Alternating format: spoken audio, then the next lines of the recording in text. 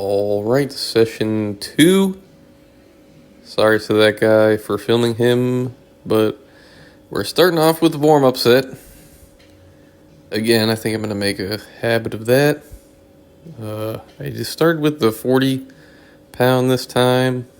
It felt a little heavy for a warm-up, but 30 is also kind of too light. So, just getting the blood into the biceps, getting it warmed up. I did 3 actually warm-up sets this time. And then this is the first set with the working weight, which is, I believe, for the first time using the 60-pound straight bar, which is a little bit heavy. I would have liked to have got one more clean rep out of this set before putting it down. Maybe next time. And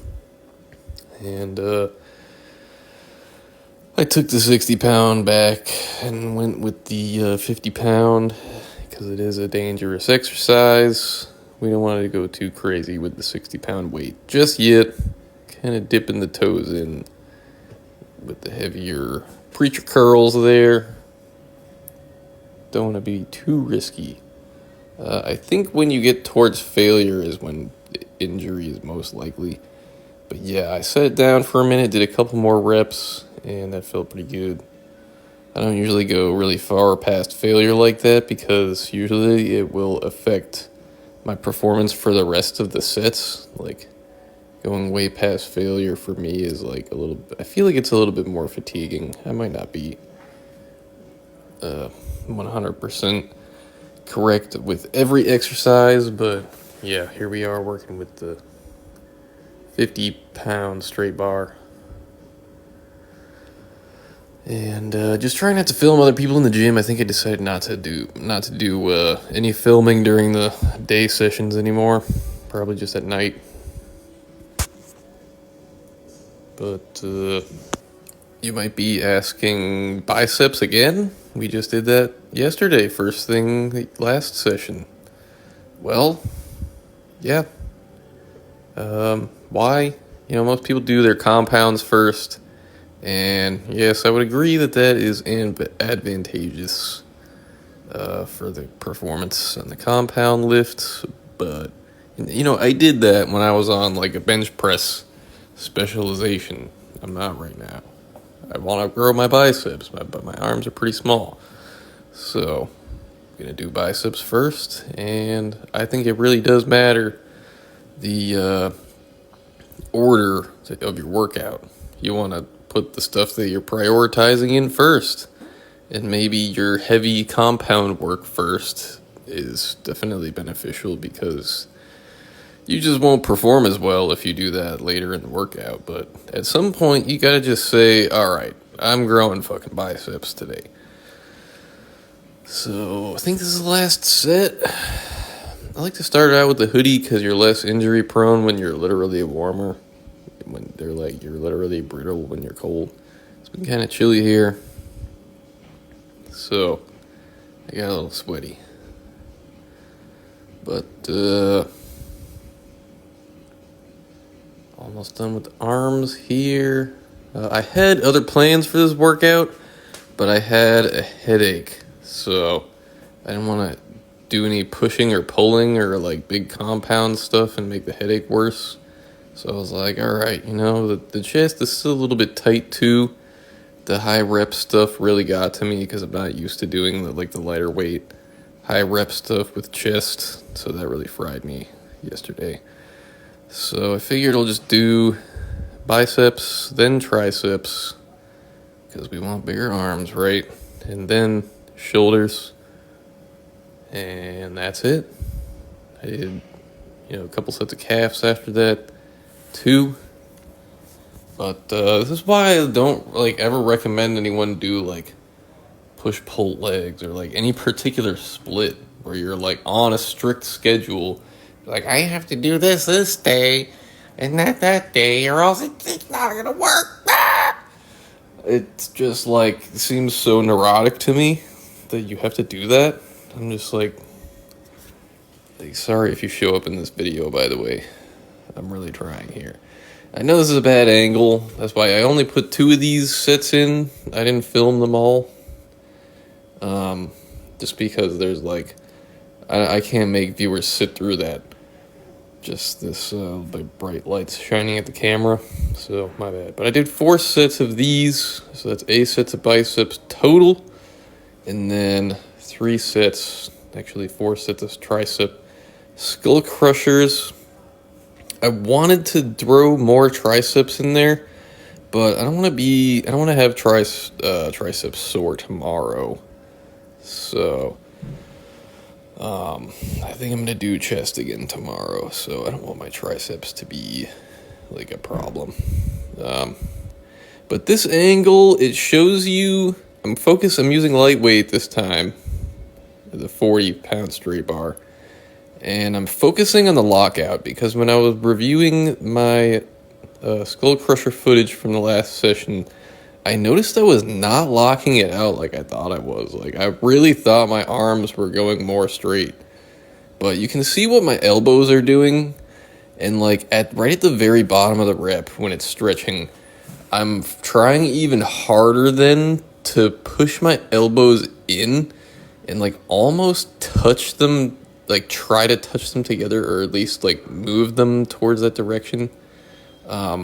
Obviously, that sounds incredibly uncomfortable in that position, and it's like you kind of just move them to stretch the muscle like an ample amount. And again, a horrible angle. I'm not filming like this anymore, I promise.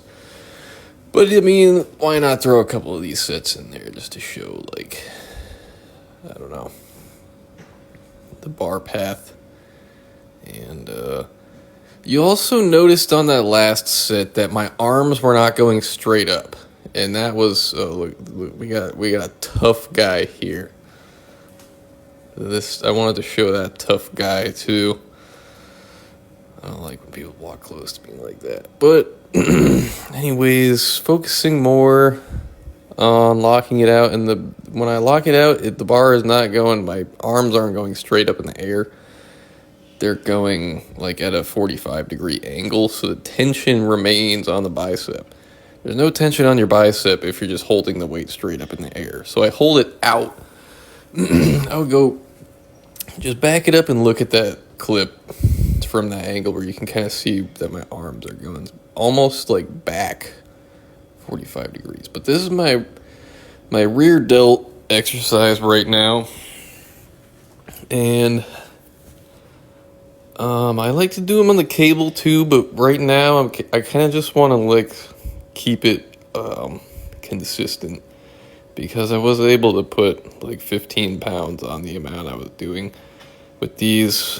I started out at 70 when I first started doing these, and just kind of use the seat to support my spine because especially if you go too heavy on this, you can feel it in your spine. It kind of feels wrong, like your neck and shit. So that's the only problem with these. So if you don't go too heavy, you don't torque your spine super hard, kind of stabilize that, then these are great. They fry your rear delts like none other. I mean, the cables are good because you can do both arms at the same time. But right now I'm doing 85 for like my I think I did like 10 or 12 or something, I don't remember. But yeah, doing one arm at a time, you get this stretch. I mean, my side delt training, I'm kind of just doing the lateral raises right now, but I like to do the rear delts and the side delts at the same time. I'm not liking to look at my technique as I'm doing this right now, but I guess that's how, you don't want to put too much like twisting force on your shoulders. You got to support them as well as you can through the exercise. So whatever I got to do that, that's fine. So this is kind of a heavy set of lateral raises. There are better side delt exercises, but I'm just doing this. I'm focusing on a little bit of progressive overload here right now. But if you notice, pay attention to my pace as I'm doing these sets. And like that one, I wish we could just pause it right there so I could talk about that set. but it was like a little bit past failure in my opinion, which it is detrimental on the following sets that you do.